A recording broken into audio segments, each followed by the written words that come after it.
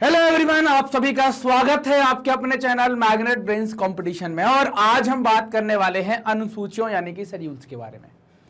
हम इनके बारे में यह भी जानेंगे कि ओरिजिनल कॉन्स्टिट्यूशन में इनकी संख्या कितनी थी और अभी क्या है, और हर एक शेड्यूल के प्रोविजन के बारे में हम बात करने वाले हैं।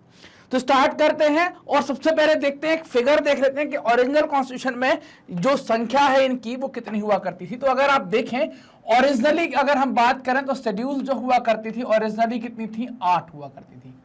इसमें टाइम पर कुछ शेड्यूल बढ़ी। सबसे पहले एक शेड्यूल ऐड होती है जिसको आप क्या कहते हैं, अभी हम बात करेंगे। फिर एक और ऐड होती है, फिर 2 और ऐड हो जाती हैं। ये शेड्यूल्स आप देखते हैं कि इनको आप बढ़ते हुए देख पाएंगे। जैसे ही हम पहले वाले की बात करते हैं तो यहां पर कौन सी शेड्यूल्स देखने को मिलती है, 9th शेड्यूल्स आप देख पाते, 9th शेड्यूल्स आप देख पाते हैं। फिर इसके बाद आप 10th नंबर की शेड्यूल्स की बात कर पाते हैं। और इन दो में जो मैं बात कर रहा हूं यहां पर 2 इकट्ठी बनी है, 11th एंड 12th। कौन कौन सी, 11th एंड 12th, ये दोनों साथ में बड़ी है। नहीं, अब अगर आप देखें तो ये कितनी हो गई टोटल, 8, 9, 10, 11 और 12। अब सवाल क्या बनेगा, क्वेश्चंस क्या आपसे क्रिएट हो सकते हैं, क्या कंपटीशन में पूछे जा सकते हैं और क्या पूछे जा रहे हैं। एक तो आपसे पूछ लेंगे ओरिजिनली कॉन्स्टिट्यूशन में शेड्यूल्स की संख्या कितनी थी, मूल रूप से कितनी थी, तो हमने बता दिया 8वीं थी। अब एक बचेगा कि फर्स्ट शेड्यूल कौन सी है, मतलब अनुसूचियों में जोड़ी गई पहली अनुसूची कौन सी है। First schedule added in the constitution या first schedule added in the schedules, अनुसूचियों में जोड़ी गई अनुसूची कौन सी है। तो अनुसूचियों में जोड़ी गई पहली अनुसूची ये है, पहली जोड़ी गई ये हो जाती है। जब पहली जोड़ी गई ये हो गई तो ये दूसरी हो गई और ये तीसरी और चौथी हो जाती है। सबके प्रोविजन अलग अलग हैं। 9th के अंदर हम क्या पढ़ेंगे, 10th के अंदर हम क्या पढ़ेंगे, 11th और 12th में हम क्या पढ़ेंगे, सब कुछ हमें देखना है कि कैसे कैसे उसमें क्या क्या पढ़ने और कौन कौन से अमेंडमेंट के द्वारा इनको ऐड किया गया, ये भी हम डिटेल में चर्चा करेंगे। हर एक शेड्यूल के आ जाने पर जब उसका नंबर आ जाएगा तब भी चर्चा करेंगे, बिना नंबर के बात नहीं होगी। तो चलते हैं सबसे पहले नंबर पर कि अनुसूची 1 में क्या व्यवस्था की गई थी। तो अनुसूची 1 कहती है name of the state and their territorial jurisdiction. मतलब वो क्या, अनुसूची 1 में क्या कहा जा रहा है कि आप बताइए कि राज्यों के नाम है ना, क्या है, राज्यों के नाम और उनके न्यायिक क्षेत्र क्या है, और उनके न्यायिक क्षेत्र है ना, ये आपको देखने को मिलेगा। तो ये पहला पॉइंट कहता है name of the state and their territorial jurisdiction, उनका जो क्षेत्रीय न्यायिक मतलब जो उनका न्यायिक क्षेत्र है उनके बारे में बात करें। सेकंड पॉइंट क्या कहता है, name of the union territories and their jurisdiction, मतलब आपको यहां पर अल्टीमेटली बात क्या हो रही कि राज्य कौन कौन से हैं, स्टेट कौन कौन से हैं, तो उनके ज्यूरिसडिक्शन कहां कहां तक है, वैसे ही यूनियन टेरिटरी कौन कौन सी है और उनके ज्यूरिसडिक्शन कहां कहां पर है। ये सारी बातें यहां पर हो रही हैं, इनके बारे में यहां पर चर्चा की जा रही है। ठीक, तो अब नेम ऑफ द स्टेट की बात आएगी तो अब इसका जो संबंध है शेड्यूल नंबर 1 का, ये हम पार्ट नंबर 1 से भी देखेंगे। जो आप भाग 1 पढ़ेंगे आर्टिकल 1, 2, 3, 4, वहां पर भी हमें देखना है। तो वहां पर मैं चर्चा करूंगा कि creation of state, establishment of the state, admission of the state कैसे होता है, यह प्रोसेस क्या है, ये पूरी चर्चा वहां पर की जाएगी कि आप कैसे एस्टैब्लिशमेंट करवा सकते हैं, कैसे एडमिशन करवा सकते हैं किसी स्टेट का। ये सारी बातें हम वहां पर देखेंगे, वहां पर हम बात करेंगे। यहां पर हम क्या देखेंगे, नेम ऑफ द स्टेट पूछा है तो राज्यों के नाम क्या क्या हैं, है ना। तो अगर आप देखें यहां पर, अगर मैं पूछूं यहां पर कि भारत को क्या कहा गया है, अगर हम बात कर लें यहां पर इंडिया के बारे में बात क्या की जा रही है, हालांकि ये आर्टिकल नंबर 1 के अंदर आप जरूर देखेंगे तो इंडिया दैट इज भारत, ये बात वहां पर की गई है। और इंडिया को यहां पर वहां पर क्या कहा गया है, यूनियन ऑफ स्टेट कहा गया है, ये भी हम वहां पर बात करेंगे, यूनियन ऑफ स्टेट कहा गया है। तो ऐसे स्टेट जो है वो आप कितने यहां पर देख पाते हैं, तो आपको स्टेट्स की संख्या 28 देखने को मिलती है। और यूनियन टेरिटरी जो है इनकी संख्या कितनी देखने को मिलती है, तो इनकी आपको 8 संख्या देखने को मिलती है। 8 संख्या आपको देखने को मिलती है, 8 यूनियन टेरिटरी हैं। और अगर हम बात करें स्टेट कितने हैं, तो स्टेट हमारे पास 28 हो जाते हैं। ये हमारे यूनियन टेरिटरी हो गए हैं। कौन कौन से स्टेट हो जाएंगे हमारे, मैं अगर बात करूं यहां पर, ये पंजाब हो गया, ये फिर क्या आ जाएगा आपका उत्तराखंड, हिमाचल आ जाएगा, ये क्या आ जाएगा, हिमाचल आ जाएगा, ये उत्तराखंड आ जाएगा, ये हरियाणा आ जाएगा। फिर ये उत्तर प्रदेश आ जाएगा, ये बिहार आ जाएगा, ये झारखंड आ जाएगा, ये वेस्ट बंगाल आ जाएगा, ये उड़ीसा आ जाएगा, ये छत्तीसगढ़ आ जाएगा, मध्य प्रदेश हो गया, राजस्थान हो गया, गुजरात हो गया, है ना, क्या हो गया, ये गुजरात हो गया। और ये क्या हो जाएगा, यहाँ पर क्या बात करें, ये महाराष्ट्र हो जाएगा, ये तेलंगाना हो जाएगा, ये आंध्र प्रदेश हो जाएगा, ये कर्नाटक हो जाएगा, ये केरल हो जाएगा, ये तमिलनाडु हो जाएगा, और ये क्या हो जाएगा, गोवा हो जाएगा। इसके अलावा ये क्या हो जाएगा, इसको सिक्किम कह देंगे, ये अरुणाचल हो जाएगा, ये असम हो जाएगा, ये मेघालय हो जाएगा, ये नागालैंड हो जाएगा, है ना, नागालैंड हो जाएगा, ये मणिपुर हो जाएगा, ये मिजोरम हो जाएगा, ये त्रिपुरा हो जाएगा। तो ऐसे स्टेट आप देख लेंगे, स्टेट हमको मिले। अब यूनियन टेरिटरी कौन कौन से मिल गए हैं, तो अगर आप देखें यहाँ पर, तो जम्मू एंड कश्मीर हो गया, ये लद्दाख हो गया, और ये दिल्ली आपको यहाँ पर देखने को मिल गई। इसके अलावा यहाँ पर आप अंडमान निकोबार देख पाएंगे, यहाँ पर आप लक्षद्वीप देख पाएंगे, और यहाँ पर आप पौंडीचेरी देख पाएंगे, यहाँ पर आप क्या देख पाएंगे, दमन द्वीप को देख पाएंगे, है ना, दादरा नागर हवेली और दमन द्वीप को देख पाएंगे। तो ये हमारे यूनियन टेरिटरीज और स्टेट हो जाते हैं। तो इसमें आपसे सिर्फ पूछा इतना ही जा रहा है कि कौन कौन से स्टेट पर आप चर्चा कर रहे हैं, कौन कौन से आपकी यूनियन टेरिटरी हैं, तो हमने नंबर बता दिया कौन कौन से, सिर्फ इतना याद रखना है। डिटेल, इसका जो डिटेल्ड वर्जन जो होगा वो आप पार्ट 1 में जरूर देखेंगे, वहां पर मैं आपको बता भी दूंगा कि इसका क्या सेक्शन शेड्यूल से रिलेट कर रहा है, जहां पर हम स्टेट की बात करने वाले हैं। क्योंकि हम स्टेट को वहां पर स्टेप बाय स्टेप देखने वाले हैं कि कैसे स्टेट का क्रिएशन हुआ, हमारे पास कितने स्टेट थे, फिर हमने कैसे एक के बाद इतने स्टेट कर लिए। हर एक स्टेट का हम स्टेप बाय स्टेप वहां पर वर्जन देखने वाले हैं, उनका पूरा एक्सपांशन देखने वाले, खोल के रखने वाले हम एक एक चीज को। अगली जो शेड्यूल है वो आ गई है किस चीज को लेकर, तो provision relating to the emoluments and allowances privileges.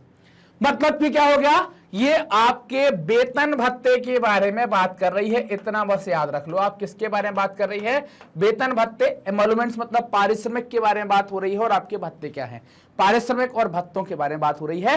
अगर इन सबको मैं घुमा फिरा कर बात करूं हमारी और आपकी भाषा में, तो हम क्या कहते हैं, अब सैलरी में वेरिएशन है कि किसी की कम है, किसी की ज्यादा है, किसी की बहुत ज्यादा है, किसी की और ज्यादा है, किसी की ज्यादा है और काम कम, ये सारी बातें हम यहां पर देखने वाले हैं। तो अब सैलरी की बात आ गई है, तो कुछ बेसिक सैलरीज को हम डिस्कस कर लेते हैं, किसकी कितनी सैलरी है। कुछ 2-3 लोगों की सैलरी तो हमें पता होनी चाहिए, फिर भी आपको 4, 5 या 8 जो टॉप लोग हैं उनकी सैलरी के बारे में जानकारी होनी चाहिए। चलिए बात कर लेते हैं एक एक करके सैलरी के बारे में। तो सबसे पहले प्रेसिडेंट की सैलरी के बारे में बात कर लेते हैं कि प्रेसिडेंट को कितना मिलेगा। उसके बाद हम वाइस प्रेसिडेंट के बारे में बात कर लेते हैं कि वाइस प्रेसिडेंट को कितना मिलेगा। जब वाइस प्रेसिडेंट को मिल जाएगा तो गवर्नर ऑफ द स्टेट को कितना मिलेगा, उसके बारे में बात कर लेते हैं। गवर्नर को मिल जाएगा तो सीजीआई को कितना मिलेगा, और सीजीआई के बाद जो चीफ अदर जज होते हैं, अदर जज जो होते हैं सुप्रीम कोर्ट के, उनको कितना मिलेगा। ये ऐसी कुछ चर्चाएं हैं, ये हमें पता होनी चाहिए कि किसको कितनी सैलरी मिलती है। प्रेसिडेंट को जो सैलरी मिलेगी वो कितनी मिलेगी, 5 लाख पर मंथ की बात हम कर रहे हैं यहां पर। और वाइस प्रेसिडेंट को कितनी मिलेगी, 4 लाख पर मंथ की हम बात कर रहे हैं। गवर्नर को कितनी मिलेगी, 3.5 लाख रुपए पर मंथ मिलेगी। सीजीआई को कितनी मिलेगी, 2.8 लाख पर मंथ की हम बात कर रहे हैं यहां पर। और यहां पर अदर जजेस को कितनी मिलेगी, 2.5 लाख पर मंथ की हम यहां पर बात कर रहे हैं। ये सैलरीज बताई गई हैं डिफरेंट पोस्ट की। अब यहां पर एक सवाल बनेगा, क्या वाइस प्रेसिडेंट को सैलरी वाइस प्रेसिडेंट के तौर पर दी जाती है, तो आप बोलेंगे नो, इसको सैलरी मिलती है एज आ, कैसे मिलती है, as a ex officer chairman of Rajya Sabha. कैसे मिलती है, as a ex officer chairman of Rajya Sabha. Rajya Sabha के सभापति के तौर पर इसको सैलरी यहां पर दी जाती है, उसको सैलरी वहां पर मिलती है। तो ये बात तो हमने सैलरी के बारे में देख ली। तो अब आपके मन में क्या ऐसा कोई सवाल है कि सर सैलरी तो कम है इनकी, या किसी के दिमाग में ऐसा सवाल हो कि सर सैलरी तो ज्यादा है इनकी, ऐसा कुछ डाउट आ रहा है क्या? अगर आ रहा है तो कमेंट भी कर देना, मैं यहीं पर अभी डाउट क्लियर भी कर रहा हूं। आप अगर देखें तो ये 5 लाख रुपए जो ये सारी सैलरी है, ये कैसी सैलरी है, ये जो हम बात कर रहे हैं भैया, ये बेसिक सैलरी की बात कर रहे हैं। किसकी बात कर रहे हैं, बेसिक सैलरी। मतलब अलाउंसेस अलग होते हैं। अब समझिए अलाउंसेस कैसे अलग होते हैं।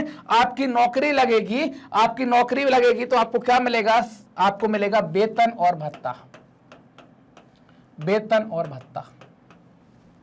अगर ये भत्ता ना होता ना तो सैलरी 50,000 नहीं पहुंचा पाते आप। अगर ये भत्ता ना होता तो सैलरी आपको 50,000 रुपए नहीं पहुंच पाती। भत्ते ही आपकी सैलरी बढ़ाते हैं। समझ रहे हैं बात? आप एसएससी निकालेंगे, एनडीए सीडीएस निकालेंगे, या आप पीएससी यूपीएससी निकालेंगे, कोई भी सर्विस पे जाएंगे तो वेतन उसका कुछ और। जब आप फॉर्म भरते हैं तो वेतन में देखते होंगे कि आपने देखा होगा कि 9,300 से कुछ ग्रेड पे लिखा हुआ है और उसमें कुछ 3600-3800 ग्रेड पे, तो ये आपकी बेसिक सैलरी हो जाती है। 9,300 से उन्होंने कह दिया कि भाई 15,600 या 9,300 से 63,000 जो भी पे बैंड है, तो ये क्या है, मान लीजिए कि आपकी बेसिक सैलरी, आपका ग्रेड पे हो गया 3600, तो इसमें कितना जोड़ देंगे, 9,000 9 12,000 कितनी हो जाएगी, 12,600 हो जाएगी, 12,900 हो जाएगी। ये आपकी सैलरी हो गई। अब इतनी सैलरी तो काम नहीं चलेगा, तो आपको भत्ता मिलता है, महंगाई भत्ता मिलेगा, यात्रा भत्ता मिलेगा, टीए डीए दुनिया भर के भत्ते जोड़कर, और आप ये भत्ते यहां पर जोड़ देते हैं XYZ करके, और आपकी सैलरी पहुंच जाती है 44,000 या 50,000, जो भी अलग अलग विभाग में अलग अलग भत्ते मिलते हैं। तो आप बोलेंगे सर अभी हमने ये भत्ते तो राष्ट्रपति के लिए देखे नहीं है, तो भत्तों के तौर पर क्या होगा, अगर हम बात करें, उसको एक घर मिलेगा रहने के लिए, एक गाड़ी मिलेगी और सुविधाएं दी जाएंगी। घर काफी बड़ा होगा, 340 कमरे हैं, जिसको हम राष्ट्रपति भवन के रूप में जानते हैं। जब राष्ट्रपति पढ़ेंगे पूरे भवन की चर्चा हम वहां पर करेंगे। घर मिलेगा तो घर में गार्ड मिलेगा, नल का पानी मिलेगा, बिजली मिलेगी, टेलीफोन मिलेगा, साफ सफाई के लिए नौकर मिलेंगे, खाना बनाने वाला मिलेगा, खाने है ना, ये सब कुछ इनको फ्री मिलेगा। गाड़ी मिलेगी तो गाड़ी का पेट्रोल मिलेगा, कभी अगर इनको घोड़ा गाड़ी से जाना है तो वो भी मिलेगा। सुविधाएं भी बहुत सारी मिलेगी, एक प्राइवेट जेट रहेगा, सारी चीजें इनको यहां पर ऐसी व्यवस्थाएं करी जाएंगी। इनका पैसा इनकी सैलरी से नहीं काटा जाएगा। इसलिए बेसिक सैलरी भले आप कम कहें दुनिया के जो लोग हैं उनकी तुलना में, लेकिन यहां पर अगर आप देखें दुनिया की तुलना में अगर आप कम भले देखते हैं, लेकिन यहां पर आपको क्या मिलेगी, सैलरी यहां पर आपको पर्याप्त इनकी देखने को मिलेगी कि पर्याप्त सैलरी है। तो ऐसे ही उपराष्ट्रपति और ऐसे ही दूसरे और लोगों की सैलरी कम होती गई है, लेकिन वो सैलरी के अलावा इनको भत्ते अलग से मिलेंगे, सुविधाएं अलग से इनको दी जाएंगी। ये व्यवस्था यहां पर की गई है। अगली अनुसूची आती है जिसको शेड्यूल नंबर 3 कहते हैं, और यहां पर ये दो फोटो आप देख पा रहे हैं, एक ऐसी कुछ देख पा रहे हैं और एक ऐसी कुछ देख पा रहे हैं, आप देख रहे हैं। अब यहां पर ये भी शपथ है, मतलब इसमें क्या हो रहा है, शपथ और प्रतिज्ञान के बारे में बात हो रही है, शपथ और प्रतिज्ञान के बारे में बात हो रही है। अब ये भी शपथ है और ये भी शपथ है, और दोनों अलग हैं, दोनों में बहुत अंतर है। अंतर कैसा है, अब आपको मैं ले चलता हूं आपके पुराने जीवन में, स्कूल के दिनों में ले चलता हूं। वहां पर हम कसम खाते थे। शपथ का मतलब क्या है, शपथ का मतलब क्या है कि हमने कसम खाई, शपथ तो कसम कहते हैं। और ये कसम हम क्यों खाते थे, इसके बारे में हम थोड़ी सी चर्चा कर लेते हैं। शपथ या जो कसम का कॉन्सेप्ट है, ये क्यों खाई जाती है, ताकि सामने वाले को, ये क्यों खाई जाती है, विश्वास दिलाने के लिए खाई जाती है। किसके लिए खाई जाती है, विश्वास दिलाने के लिए खाई जाती है। किसके लिए खाई जाती है, विश्वास दिलाने के लिए। किसको विश्वास दिलाने के लिए आप क्यों खाते हैं। हमारे यहां ये कसम या शपथ आज भी कई सारे घरेलू मामले और सामाजिक मामलों को निपटाने में काम करती है, क्योंकि हमारे यहां पर जो चीजें, जो सामाजिक व्यवस्था बनी है, उसमें गॉड का कॉन्सेप्ट है किसी भी रिलीजन में, और वहां पर भगवान के सामने बहुत कम लोग झूठी कसम खाते हैं। लोग भगवान के सामने कसम की बात आती है तो सही में कन्वर्ट हो जाते हैं कि भाई ये गलत बात थी, हमने गलत बोल दिया था। तो बहुत सारे मैटर कसम के मामले से निपटाए जाते हैं, ये बात आप भी जानते हैं। अब कसम क्यों खाते हैं, विश्वास दिलाने के लिए। आपने स्कूल में देखा हो किसी ने कॉपी ले ली तो आप कहते हो कि विद्या माता की कसम, हमने तुम्हारी कॉपी नहीं छुई है। खाते हो कि नहीं खाते हो भाई, खाते हो कि नहीं, ऐसी कसमें हम खाते। क्यों खाते हैं, ताकि जो आपका दोस्त था मोहन, उसको विश्वास हो जाए कि नहीं तुमने कॉपी नहीं ली है।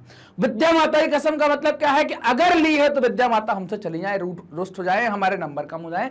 तो ये कसम में क्या है, कसम जब भी आप खा रहे हैं तो कसम एक शर्त के साथ खाई जाती है। आप मंदिरों में कसम की बात देखते होंगे तो एक शर्त होती है कि अगर मैं झूठ बोल रहा हूं तो मेरा कुछ नुकसान हो जाए।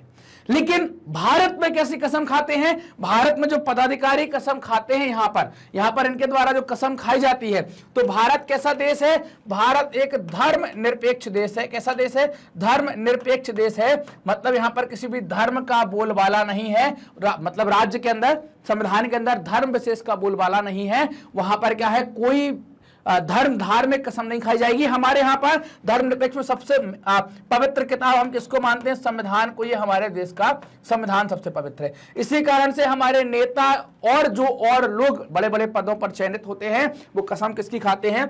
संविधान की कसम खाते हैं। ऐसी वाली कसम दोस्ती यारी में चलती है, पदों पर नहीं चलती। समझ में आई बात? तो कसम इनने खा ली।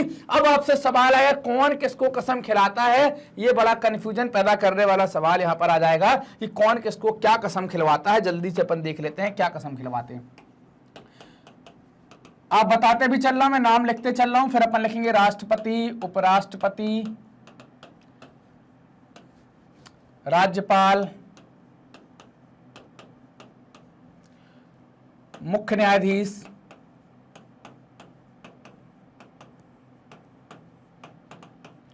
हाई कोर्ट के और अन्य न्यायाधीश,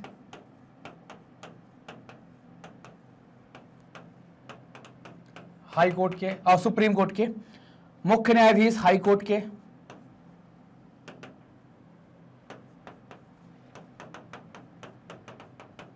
अन्य न्यायाधीश हाई कोर्ट के, प्रधानमंत्री, मुख्यमंत्री, मंत्री दोनों देख लेंगे हम, केंद्र सरकार के भी और राज्य सरकार के भी। और इनके अलावा एक और चीज है कि सांसद और विधायक। कौन? सांसद और विधायक। अब किसको कौन कसम खिलवाता है? जल्दी जल्दी से कसमों की बात कर लेते हैं, कसम खा के, है ना। खा लो कसम जल्दी और जल्दी बताओ। राष्ट्रपति को कौन दिलवाता है? Chief justice of India, supreme court के मुख्य न्यायाधीश जो ये है, इनके द्वारा कसम दिलवाई जाती है। उपराष्ट्रपति को कौन दिलवाता है? तो इनको प्रेसिडेंट के द्वारा कसम दिलवाई जाती है कि तुम्हें कसम है कि तुम सही से चलोगे। किसकी कसम खाएंगे? संविधान की, कि मैं संविधान में विश्वास रखता हूं, सच्ची श्रद्धा रखता हूं, ऐसी कुछ कसम खाई जाती है। ये नहीं कि बोले तुम्हें कसम है तुम्हारे दोनों बच्चों की गड़बड़ किया तो ऐसी कसम नहीं खिलवाते, है ना। राज्यपाल को कसम कौन दिलवाएगा? तो राज्यपाल को हाई कोर्ट का जो मुख्य न्यायाधीश है वो वहां पर जब इनकी नियुक्ति करेंगे तो उनके द्वारा, जिस राज्य में जाएंगे तो उनके द्वारा हाई कोर्ट का जो सीजीआई होगा, हाई कोर्ट का जो सीजे होगा, उसके द्वारा कसम दिलवा दी जाएगी। मुख्य न्यायाधीश को भी किसके द्वारा दिलवाई जाएगी? प्रेसिडेंट के द्वारा दिलवाई जाएगी, राष्ट्रपति के द्वारा दिलवाई जाएगी। अन्य न्यायाधीशों को भी कौन करेगा? प्रेसिडेंट के द्वारा ही यहां पर दी जाएगी। और अगर ये हाई कोर्ट वाली बात आ गई है तो यहां पर कौन कर देगा? गवर्नर की बात आ जाएगी। हालांकि नियुक्ति जो है वो कौन करेगा? यहां पर राष्ट्रपति के द्वारा कर देते हैं, लेकिन जिस राज्य में जाते हैं वहां पर गवर्नर, राज्यपाल इनको क्या करता है? कसम करवाते हैं। नियुक्ति जारी कर देंगे और राज्यपाल क्या कर देगा? इनको कसम करवा देगा। प्रधानमंत्री को कौन करवा देंगे? तो प्रधानमंत्री को भी प्रेसिडेंट के द्वारा करवा दी जाएगी। प्रधानमंत्री को भी किसके द्वारा करवा दी जाएगी? प्रेसिडेंट के द्वारा शपथ दिलवा दी जाएगी। सीएम को कौन करवा देगा? तो इनको गवर्नर के द्वारा, है ना, गवर्नर यानी कि राज्यपाल के द्वारा करवा देंगे। मंत्रियों की अगर बात करें तो केंद्र के मंत्री हैं तो उनको राष्ट्रपति और राज्य के मंत्री हैं तो उनको राज्यपाल। मामला फंसेगा आकर यहां पर। सांसदों को कौन करवाएगा और विधायकों को कौन करवाएगा? सांसद आपके पास दो प्रकार के हैं। सांसद आपके पास दो प्रकार के हैं। एक तो सांसद हैं आपके लोकसभा वाले और एक सांसद है राज्यसभा वाले। अब आप जो है वो लोकसभा को जो कहते हैं वो अस्थायी सदन है और राज्यसभा कहलाता है स्थायी। मतलब यहां पर चुनाव धीरे धीरे होता है। तो राज्यसभा के मेंबरों को शपथ तो दिलवा देगा कौन? राज्यसभा सभापति।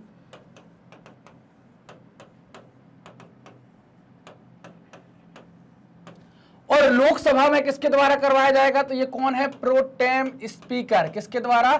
प्रोटेम स्पीकर के द्वारा करवाया जाएगा। प्रोटेम स्पीकर के द्वारा शपथ दिलवाई जाएगी।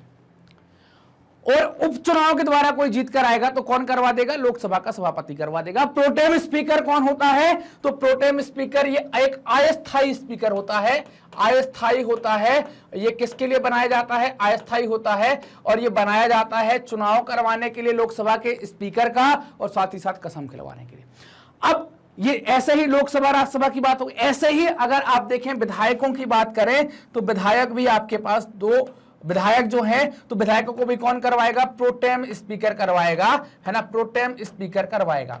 अब आपको एक डाउट होगा कि बोले सर ये प्रोटेम स्पीकर कौन होता है? तो सदन का जब सबसे वरिष्ठ है ना, कौन होता है? वरिष्ठ सदस्य को अस्थायी तौर पर, वरिष्ठ सदस्य को अस्थायी तौर पर प्रोटेम स्पीकर बनाते हैं। यहां पर भी किसको बनाते हैं? वरिष्ठ सदस्य को अस्थायी तौर पर, वरिष्ठ सदस्य को अस्थायी तौर पर स्पीकर बनाते हैं, ताकि वो क्या कर ले? अध्यक्ष का चुनाव करवा दे और कसम खिलवा दे, बस। ठीक। अब एक सवाल आएगा कि ऐसे कौन से लोग हैं जो कसम नहीं खाते हैं? तो लोकसभा का जो अध्यक्ष होता है वो कसम नहीं खाता, क्योंकि सदस्य के रूप में खा चुका है। कसम दो क्यों खाएगा?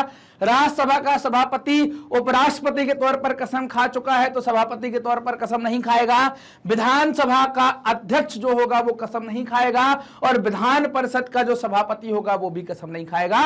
मतलब लोकसभा, राज्यसभा, विधानसभा, विधान परिषद के जो प्रमुख होते हैं वो किसी प्रकार की कोई कसम नहीं खाते। क्यों नहीं खाते? क्योंकि ये सदस्य के तौर पर पहले ही खा चुके। क्या खा चुके हैं? शपथ खा चुके। कुछ और मत समझ लेना कि बोले जलेबी अलेबी कुछ खा चुके हैं, तो ये क्या खा चुके हैं? शपथ खा चुके। इस कारण से इनको दोबारा से शपथ लेने की जरूरत यहां पर नहीं पड़ती है। शपथ वाली बात क्लियर है? बिल्कुल बिल्कुल क्लियर है। चलिए अगले पर चलते हैं। तो अगला क्या है यहां पर? Allocation of seats in the Rajya Sabha to the state and their union territory, है ना। ये क्या होगा? Allocation of Rajya Sabha seats to the state and union territory की बात यहां पर की जा रही है कि राज्यों में और केंद्र शासित प्रदेशों में सीटें कैसे बांटी गई हैं। राज्य और केंद्र शासित प्रदेशों में राज्यसभा सीटों के बंटवारे की बात की जा रही है। अब ये राज्यसभा सीटें आप देख पा रहे हैं, ये अलग अलग सीटों की बात यहां पर आपने देखा होगा। तो राज्यसभा में अभी वर्तमान में 245 सीटें हैं। तो ये सीटें कैसे बांटी जा रही हैं? तो इस सीटों का बंटवारा होता है किस आधार पर? तो आप कहेंगे जनसंख्या के आधार पर। किस आधार पर बंटवारा होता है हमारे यहां पर? तो on the basis of census या on the grounds of census, जनसंख्या के आधार पर हम सीटों का बंटवारा करते हैं। तो जनसंख्या के आधार पर होता है। तो सबसे बड़ा राज्य यूपी, यहां पर हाईएस्ट सीटें हैं 31, और फिर आप देखेंगे घटती चली जाएंगी। एमपी में 11, गुजरात में 11, कहीं 18 ऐसी सीटें होती हैं। तो ये कैसे बांटी जाती हैं सीटें? जनसंख्या के आधार पर सीटों का बंटवारा यहां पर होता है। ये बात क्लियर है आपको? अब हम अगले शेड्यूल की तरफ बढ़ रहे हैं जो होगी शेड्यूल नंबर 5 के बारे में हम बात करेंगे। शेड्यूल नंबर 5 क्या करेगी? तो यहां पर आप पढ़ें provision relating to the administration and control of scheduled area and scheduled tribe area. मतलब क्या है? अगर मैं यहां पर लिख दूं तो आप क्या समझेंगे कि अनुसूचित और जनजाति क्षेत्रों में, अनुसूचित और जनजाति क्षेत्रों में, जनजाति क्षेत्रों के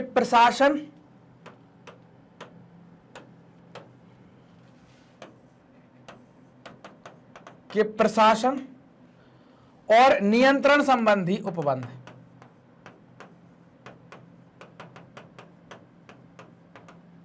और नियंत्रण के संबंध में उपबंध।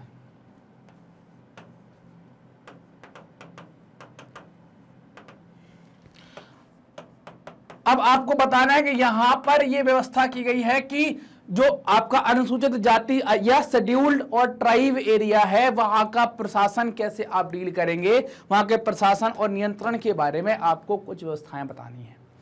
तो क्या होंगी व्यवस्थाएं, कैसे हम देखेंगे? तो पहली चीज तो क्या है शेड्यूल्ड ट्राइब एरिया या शेड्यूल्ड एरिया क्या है, उनके बारे में हम यहां पर चर्चा करने वाले हैं। तो कैसे हम यहां पर देखने वाले हैं, एक एक करके चलिए देखते हैं क्या है। देखो अब अनुसूचित 5 में जो हम बात कर रहे हैं कि प्रशासन कैसे संभालेंगे, तो सबसे पहले संभालने के लिए आपको क्या है कि आपको पता होना चाहिए कि अनुसूचित क्षेत्र कौन सा है। तो ये क्षेत्र की घोषणा कौन करेगा, ये सवाल भी आएगा। तो आप बोलेंगे इस क्षेत्र की घोषणा कौन कर सकता है? राष्ट्रपति के द्वारा की जा सकती है। कौन कर सकता है? किसी भी क्षेत्र को, उस क्षेत्र का डेवलपमेंट करना, अगर वो पिछड़ा क्षेत्र है, अनुसूचित क्षेत्र है, तो उसको अनुसूचित क्षेत्र घोषित करने का अधिकार किसका है? राष्ट्रपति का है। केंद्र व राज्य की कार्यकारी शक्ति, केंद्र व राज्य की कार्यकारी शक्ति कैसे कि उस क्षेत्र के अंदर, है ना, अगर वो क्षेत्र है कोई SC/ST क्षेत्र घोषित कर दिया गया है तो वहां पर उस राज्य की शक्ति काम करती रहेगी। केंद्र व राज्य की कार्यकारी शक्ति है कि भाई वो क्षेत्र, अगर शेड्यूल क्षेत्र बन गया है तो अब वहां क्या होगा कि जब अनुसूचित क्षेत्र बन गया तो हर साल वार्षिक रिपोर्ट यहां से जाएगी। क्या होगी? वार्षिक रिपोर्ट यहां से जाएगी। और वार्षिक रिपोर्ट किसको जाएगी? तो ये हर साल क्या होगी? वार्षिक रिपोर्ट जाएगी किसको? राष्ट्रपति को। और इसके लिए एक कमीशन भी बनेगा जिसको SC/ST कमीशन के नाम से जानते थे। वो SC/ST कमीशन केंद्र का भी होगा और राज्य का भी होगा, दोनों कमीशन अलग अलग बनेंगे। वही कहा गया यहां पर केंद्र और राज्य की कार्यकारी शक्ति। जनजातीय सलाहकार परिषद का भी यहां पर गठन किया जाएगा। तो ये जनजातीय सलाहकार परिषद सलाह देने का काम करेगी। इसमें कुछ सदस्य राष्ट्रपति के द्वारा नामित होंगे, है। तो ये जनजातीय सलाहकार परिषद का भी गठन किया जाएगा। और एक है अनुसूचित क्षेत्रों में लागू विधि। यहां पर कोई भी कानून जो है, कोई भी लॉ जो है वो डायरेक्टली लागू नहीं होगा, पूछ कर लागू किया जाएगा। अगर ऐसा कोई कानून लागू होता है जो SC/ST क्षेत्र में या अनुसूचित क्षेत्र में नुकसान पहुंचाता है या वहां के माहौल को प्रभावित करेगा, तो वहां पर यह कानून लागू नहीं किया जाएगा। उनसे पूछकर सलाह लेकर ही इसको लागू किया जाएगा। ये अनुसूचित क्षेत्र। अब बात आती है कि ये क्षेत्र कितने हैं, कितने ऐसे अनुसूचित क्षेत्र हैं? तो 10 राज्यों में अनुसूचित क्षेत्र है। कितने राज्यों में? 10 राज्यों में। कौन कौन से 10 राज्य हैं? तो एक एक करके बात करें। आंध्र प्रदेश है, तेलंगाना है, झारखंड है, छत्तीसगढ़ है, गुजरात है, हिमाचल, मध्य प्रदेश, महाराष्ट्र, राजस्थान और उड़ीसा। ये 10 राज्य हैं जो अनुसूची 5 के अंतर्गत आते हैं, जहां पर ये राज्य घोषित किए गए हैं, अनुसूचित क्षेत्र घोषित किए गए हैं। तो ये आपको याद रखना है। आपसे ऐसा नंबर पूछ सकते हैं और ये पूछ सकते हैं कौन सी अनुसूची में है, तो ये आपको याद रखना है। तो क्या हो जाएगा यहां पर? ये अब एडमिनिस्ट्रेशन कैसे चलेगा? क्योंकि क्या है, कई सारी जनजातियों की परंपराएं अलग अलग होती हैं और वो परंपराएं हो सकता कि आप देखें तो आपको उतनी अच्छी ना लगे और आप वहां पर प्रशासन में है तो आपको दिक्कत हो सकती है कि यार ये कैसी परंपरा है। लेकिन परंपरा परंपरा है। तो जब वो परंपरा से किसी को नुकसान नहीं है तो उसमें जबरदस्ती हस्तक्षेप नहीं किया जाएगा। इन्हीं सब बातों को देखकर, उनकी संस्कृति को देख करके वो एकदम से कोई हस्तक्षेप ना करे, उसमें उनकी संस्कृति बनी रहे, जिंदा रहे। इसके लिए क्या किया गया? अनुसूची 5 में कुछ क्षेत्र घोषित किए गए हैं, अनुसूची 5 बनाई गई है। अगली अनुसूची है जिसको कहते हैं अनुसूची 6, है ना। क्या कहते हैं? अनुसूची 6। तो ये किससे संबंधित है? Provision relating to the administration of tribal areas, है ना। किसके बारे में बात कर रहे हैं यहां पर? ट्राइबल एरियाज या ट्राइबल स्टेट। कौन कौन से? आसाम, मेघालय, त्रिपुरा और मिजोरम के बारे में बात हो रही है।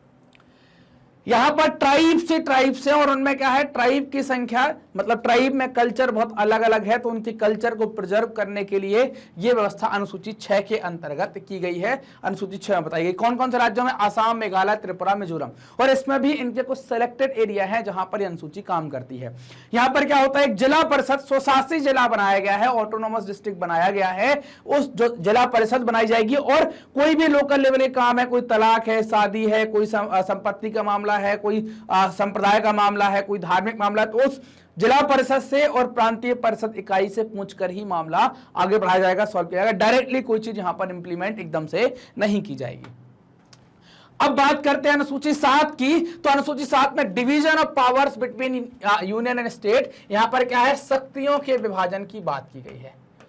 शक्तियों का विभाजन किया गया है। अब ये शक्तियों का विभाजन जो है वो केंद्र और राज्य के मध्य किया गया है। ये 3 लिस्ट में किया गया है। लिस्ट 1 जिसको आप यूनियन लिस्ट कहते हैं, लिस्ट 2 जिसको आप स्टेट लिस्ट कहते हैं और लिस्ट 3 जिसको आप क्या कहते हैं? कॉन्करेंट लिस्ट कहते हैं।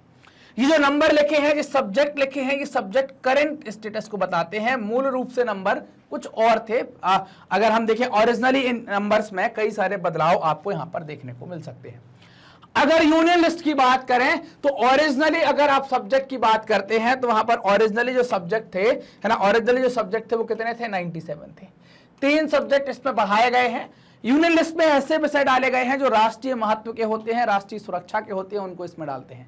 तो ऐसे अभी कितने विषय हो गए हैं? तो एट प्रेजेंट में कितने हो गए हैं? 100 हो गए हैं। याद रखेंगे, ये घटते बढ़ते रहते हैं, इनको कम ज्यादा किया जा सकता है, सरकारें कर लेती हैं। हम बात भी करेंगे कैसे होती है जब संशोधन पढ़ेंगे। स्टेट लिस्ट मतलब यहां पर राज्य सूची की बात की जा रही है, तो इसमें राज्य के महत्व के सभी विषय डाले जाते हैं। शुरुआत में अगर हम बात करें, प्रारंभ में इसमें 66 विषय हुआ करते थे, लेकिन वर्तमान में कितने विषय बचे हैं? 61 बचे हैं। वर्तमान में कितने बचे? 61 बचे हैं। तो ये जो 5 विषय घटे हैं वो कौन कौन से हैं? वो 5 विषय 1 2 3 4, हाँ 5 विषय कौन कौन से घटे हैं? तो अगर 5 विषय की हम बात करें तो पहला शिक्षा, दूसरा वजन और माप, वेट एंड मेजरमेंट, तीसरा फॉरेस्ट, चौथा है क्या? न्याय का प्रशासन, न्याय का प्रशासन एडमिनिस्ट्रेशन या जुडिशरी एडमिनिस्ट्रेशन, तो ये न्याय का प्रशासन। और पांचवा क्या हो जाता है, जंगली जानवरों और पक्षियों का संरक्षण। इनको क्या किया गया है, इन पांचों को निकालकर स्टेट लिस्ट से किस में ट्रांसफर कर दिया गया है, कॉनकरेंट लिस्ट में ट्रांसफर कर दिया गया है। इसलिए आप समवर्ती सूची के अंदर देखते हैं, समवर्ती सूची में आप पाते हैं कि यहां पर जो ओरिजिनल में सब्जेक्ट थे वो 47 थे, लेकिन ये 5 और आ गए तो बढ़कर कितने हो जाते हैं, ये 5 और आ गए तो ये बढ़कर कितने हो जाते हैं, 52 हो जाते हैं। ये वर्तमान स्थिति आप देख पा रहे हैं। तो ये 3 लिस्टों में क्या बनाया गया है, पावर को बांटा गया है। अब स्टेट यूनियन लिस्ट पर अधिकार किसको दिया गया है, केंद्र सरकार का अधिकार होगा। स्टेट लिस्ट पर किसका अधिकार होगा, राज्य सरकार का अधिकार होगा। और कॉनकरेंट यानी कि समवर्ती पर किसका होगा, दोनों का होगा। लेकिन अगर किसी विषय को लेकर विवाद की स्थिति हो जाती है, विवाद हो जाता है, तो विवाद होने पर क्या हो जाएगा, केंद्र का माना जाएगा, राज्य का नहीं माना जाएगा। ये यहां पर कॉनकरेंट लिस्ट के अंदर बताया गया है। अब बात करते हैं अगली अनुसूची के बारे में, अनुसूची नंबर 8 के बारे में बात करते हैं। अनुसूची 8 क्या करती है, तो संविधान से मान्यता प्राप्त है ना, संविधान में अधिकृत भाषाओं की, अधिकृत या मान्यता प्राप्त भाषाओं के बारे में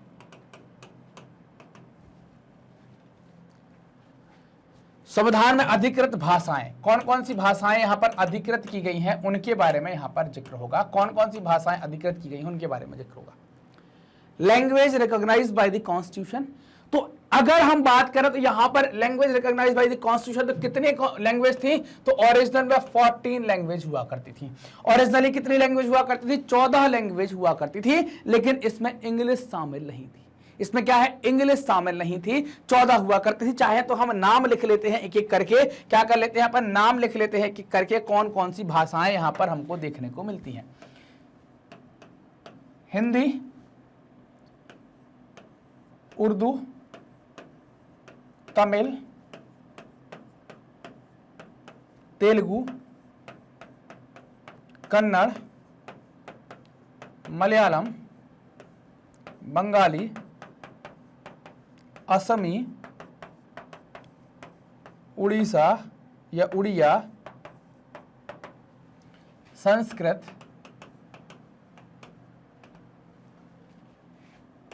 एक, दो, तीन, 4, 5, 6, 7, 8, 9, 10, कश्मीरी,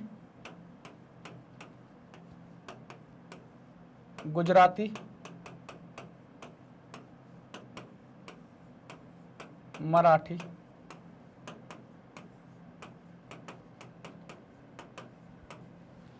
ये 14 भाषाएं जो हैं जिनके मैंने नाम लिखे हैं, 14 भाषाएं क्या थी, संविधान के मूल रूप से संविधान में लिखी गई थी। फिर इनमें बढ़ाई, कुछ भाषाएं बढ़ाई गई, तो टोटल अभी अगर हम बात करें तो 14 के बाद अगर हम बात करें तो कितनी बढ़ गई हैं, 4 और 3 7 और 1 8 भाषाएं बढ़ गई। मतलब टोटल अगर हम देखें तो इसमें 8 बढ़ गई हैं। तो एट प्रेजेंट कितनी भाषाओं की बात करते हैं आज, तो 22 भाषाएं संविधान में आज बताई गई हैं कि संविधान में ये मान्यता प्राप्त है। तो इसके बाद अगर हम देखें यहां पर, तो पहली 14 के बाद पहली जोड़ी गई भाषा कौन सी है, तो पहली जोड़ी गई जो भाषा आती है वो है सिंधी। कौन सी है, सिंधी। कब जोड़ी गई है, तो 21वां संविधान संशोधन है, 1961 में जोड़ा गया। तो अब इसका नंबर सिंधी का क्या हो जाएगा, तो ये सिंधी भाषा का अगर आप नंबर देखेंगे तो ये 15वीं भाषा हो जाएगी। क्या हो जाएगी, 15वीं भाषा हो जाएगी और जोड़ी गई पहली भाषा हो जाएगी। आपसे ऐसा पूछ सकते हैं, 15वीं हो जाएगी और जोड़ी गई पहली भाषा हो जाएगी। इसके बाद अगर आप देखते हैं तो यहां पर 3 और भाषाएं जोड़ी गई हैं, NMK के नाम से पन्ना लिखा है। मतलब यहां पर 3 और कौन कौन सी भाषाएं आ जाएंगी, नेपाली, मणिपुरी और कोंकणी। कौन कौन सी, नेपाली, मणिपुरी और कोंकणी। ये 3 भाषाएं कब जोड़ी गई, 71वां संशोधन है 1992 में नेपाली, मणिपुरी, कोंकणी को जोड़ा गया। तो 14 के बाद 15 हो गई थी, 15 और 3 कितनी हो जाती हैं, 18 हो जाती हैं। इसके बाद 4 भाषाएं और जोड़ी गई BDMS के नाम से। कब जोड़ी गई, ये 92वां संविधान संशोधन है, 2003 में हुआ। और ये BDMS को डिकोड करेंगे तो क्या आएगा, बोडो, डोंगरी, मैथिली और संथाली। बोडो बोली जाती है आसाम में, डोंगरी बोली जाती है जम्मू एंड कश्मीर में, मैथिली बिहार में, संथाली झारखंड में। नेपाली नेपाल से सटे भाग में, मणिपुरी मणिपुर में, कोंकणी गोवा में, सिंधी तो आप जानते हैं कि जो सिंध प्रांत से जो आए हुए लोग हैं, जहां रह रहे हैं खासतौर से पंजाब में ज्यादा, तो वहां पर आपको देखने को मिलती है।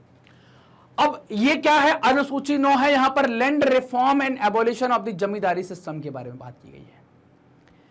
अनुसूची 9 की अगर हम बात करें तो इसे पहले संविधान संशोधन के द्वारा जोड़ा गया। क्या जोड़ा गया? पहला संविधान संशोधन था 1951 में इसको जोड़ा गया। यह अनुसूची ऐसे ही है कि पहले आप देखें कि जमींदार सिस्टम हुआ करता था, लोगों के पास जमीन, कुछ लोगों के पास ज्यादा जमीन थी और लोग उस पर काम करते थे, तो जमींदारी प्रथा को हमें खत्म करना था। और अगर आप देखें कि संविधान में क्या है कि अगर आप किसी की संपत्ति छीनते हैं तो वो राइट टू प्रॉपर्टी हो जाएगी और संपत्ति के अधिकार के तहत वो कोर्ट चला जाएगा। तो अनुसूची 9 में अगर आप किसी सब्जेक्ट को डाल देंगे, अनुसूची 9 के अंदर आपने किसी को यहां पर डाल दिया, तो अब ये क्या है, कोर्ट नहीं जा पाएगा। मतलब आप इसका क्या नहीं कर पाएंगे, रिव्यू नहीं कर पाएंगे, आपके पास अधिकार नहीं है, इसमें आप कोई बातचीत नहीं कर पाएंगे, नॉन सुटेबल होगा, कोई बातचीत नहीं होगी, कोई बात नहीं होगी। अब क्या हुआ, ये बनाई तो किसके लिए गई थी? ये बनाई तो गई थी कि लैंड रिफॉर्म हम करेंगे और जमींदारी सिस्टम हम खत्म करेंगे, इसके लिए बनाई गई थी। अब क्या हुआ, सरकार गई, कोई नई सरकार आई, बोले अनुसूची 9 अच्छा है, कुछ भी डाल दो, एक्स डाल दो, वाई डाल दो, जेड डाल दो। बोले अच्छा ये है कि इसको कोई भी कोर्ट बुला नहीं पाएगा, रिव्यू नहीं कर पाएगा, पर जो कर दिया अनुसूची 9 में डाल दो। तो अब ये हो गया है कि 1973 के बाद के जो भी मामले इसमें ऐड हुए हैं, क्योंकि केशवानंद भारती की डेट यही है, केरल स्टेट वर्सेस केशवानंद वाला जो मामला आप देखते हैं, तो इसमें देखें अप्रैल 1923 के बाद के जो मामले इसमें आए हैं वो सब क्या हो सकते हैं, सारे के सारे रिव्यू हो सकते हैं।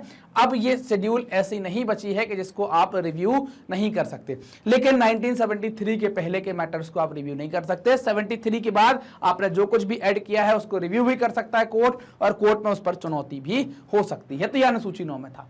जब हम पढ़ेंगे पंचायती राज के बारे में तो हमें इसके बारे में और जानकारियां लेनी है कि पंचायती राज कब स्टार्ट हुआ, कहां से स्टार्ट हुआ, कैसे स्टार्ट हुआ, ये सारी बातें हम करेंगे। अगली है अनुसूची 10, इसको जोड़ा गया 52वें संविधान संशोधन 1985 में, और इसको कहते हैं एंटी डिफ्लेक्शन लॉ, मतलब दल बदल अधिनियम। क्या कहते हैं? दल बदल अधिनियम। अब लोग क्या थे कि एक पार्टी से चुनाव जीते और दूसरी पार्टी में चले जाते थे, तो उसको रोकने के लिए क्या किया गया है, ये दल बदल अधिनियम यहां पर बनाया गया है। ये दल बदल अधिनियम यहां पर बनाया गया। अब दल बदल अधिनियम में हम बात करेंगे कैसे दल बदल होता है और कैसे ये अधिनियम उस दल बदल को रोकने की कोशिश यहां पर करता है, कैसे दल बदल उसको क्या है कि रोक पाता है, कैसे इसको रोका जाएगा, इसके बारे में हम यहां पर चर्चा कर लेते हैं। देखो, तो अब दल बदल में क्या होगा, यहां पर मैं 2 दल बना लेता हूं, एक दल ले लिया मैंने दल X और एक दल ले लिया मैंने दल Y। हो क्या रहा है कि दल X से कोई व्यक्ति PQ, या हम ऐसा मान लेते हैं कि मोहन जो है वो यहां दल X से चुनाव जीता है, लेकिन दल Y ने इनको एक ऑफर दे दिया, तो इन्होंने क्या किया कि अपना चुनाव जीते हैं। ये मोहन जो है वो चुनाव कहां से जीते हैं, यहां से जीते, यहां से हैं, लेकिन निकल लिए कहां पर, यहां पर एक ऑफर मिल गया तो निकल गए यहां पर। तो अब क्या हो रहा है कि लोगों ने वोट इनको किस पार्टी के नाम पर दिया है, इस पार्टी के नाम पर चुने गए हैं, लेकिन ये किसी दूसरी पार्टी में चले गए, तो क्या किया इन्होंने, दल बदला है। तो पहली चीज तो दल बदल किस पर लगेगा, जीते हुए प्रत्याशियों पर लगेगा, जीते हुए प्रत्याशियों पर लगेगा। जो आपके जीते हुए कैंडिडेट हैं, जो इलेक्शन जीते हुए कैंडिडेट हैं, उनके ऊपर लगेगा।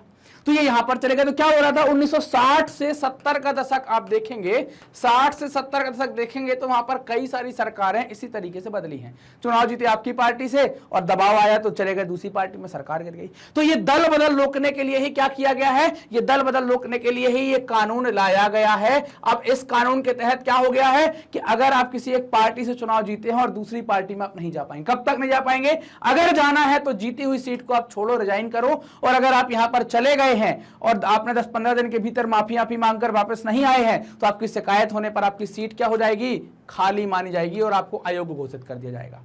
आपको क्या कर दिया जाएगा, अयोग्य घोषित कर दिया जाएगा, आपकी सीट खाली मानी जाएगी, फिर वहां पर चुनाव होगा। अब बात यह आती है कि क्या दल बदल जब एक साथ कई सारे लोग करते हैं तब क्या होता है। तो प्रोविजन यहां पर यह था कि 2/3 है ना, कितने, 2/3 लोग एक साथ अगर पार्टी छोड़कर जाते हैं, 2/3 लोग एक साथ पार्टी छोड़कर जाते हैं, तो क्या होगा, उसको दल बदल नहीं माना जाएगा। अब बात करेंगे कि दल बदल लगाएगा कौन। हमने देख लिया क्या है कैसा है। दल बदल लगाएगा कौन, तो दल बदल लगाने के लिए कहां लगेगा, तो उन नेताओं के ऊपर लगेगा कि वो जो सदस्य हैं जिनके ऊपर दल बदल की हम बात कर रहे हैं, तो ये दल बदल वाले जो नेता हैं ये किसी सदन के सदस्य होंगे, या तो विधायक होंगे या सांसद होंगे। तो इनकी शिकायत कौन करेगा, तो जिस पार्टी का नेता छोड़कर जा रहा है दूसरी पार्टी में, तो शिकायत कौन करेगा, शिकायत उसी पार्टी का नेता करेगा। कौन करेगा, जिसकी पार्टी से दल बदल हो रहा है वो शिकायत करेगा। दल बदल हुआ है या नहीं है ये निर्णय कौन लेगा, तो दल बदल पर फैसला अध्यक्ष या सभापति का होगा। अध्यक्ष या क्या होगा, सभापति का होगा। अगर लोकसभा में जा रहा है तो लोकसभा का जो सभापति है वो, लोकसभा का जो अध्यक्ष है वो राज्यसभा में जा रहा है तो राज्यसभा का सभापति। ऐसे ही विधानसभा में तो विधानसभा का अध्यक्ष और विधान परिषद में तो वहां का सभापति। तो इनके द्वारा ये कहा जाएगा कि अगर दल बदल हुआ है तो फिर उसकी सदस्यता खारिज कर दी जाएगी, वो सीट खाली होगी, वहां पर उपचुनाव होगा। और कब दल बदल नहीं होगा, तो ये बात भी हमने करी थी कि आपको फिगर क्या याद रखना है, तो आपको फिगर याद रखना है 2/3 का। आपको यहां पर फिगर याद रखना है, किसका फिगर याद रखना है, आपको 2/3 का फिगर आपको याद रखना है।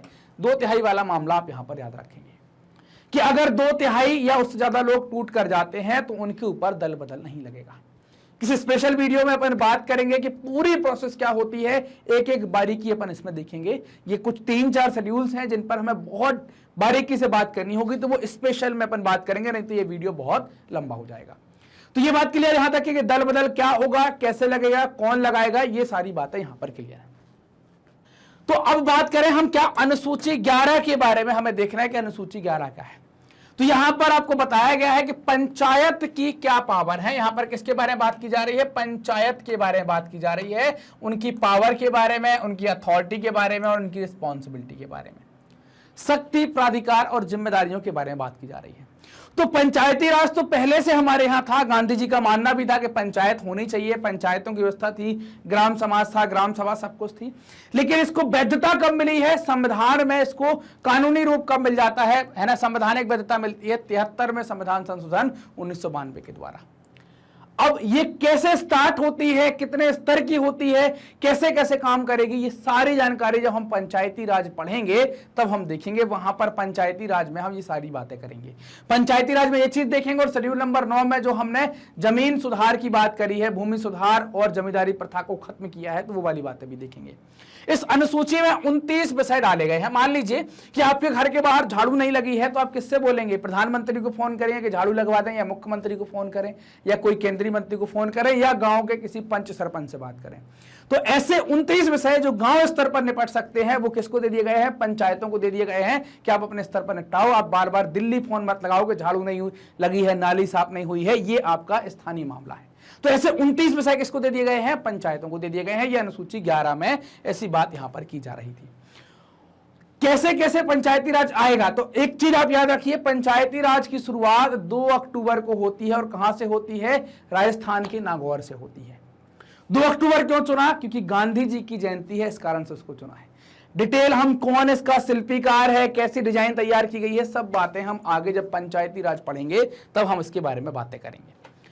एक अनुसूची है, अनुसूची 12, इसमें क्या है, वहां पर पंचायतों के बारे में बात की गई, यहां पर म्युनिसिपैलिटीज के बारे में बात की गई, वही पावर, अथॉरिटी और रिस्पॉन्सिबिलिटी कि जो नगरीय निकाय हैं, शहरों की जो बॉडी हैं, शहरों के जो निकाय हैं, उनको भी कुछ जिम्मेदारी दी जाए। तो इनको भी संवैधानिक दर्जा मिला 74वें संविधान संशोधन 1992 के द्वारा।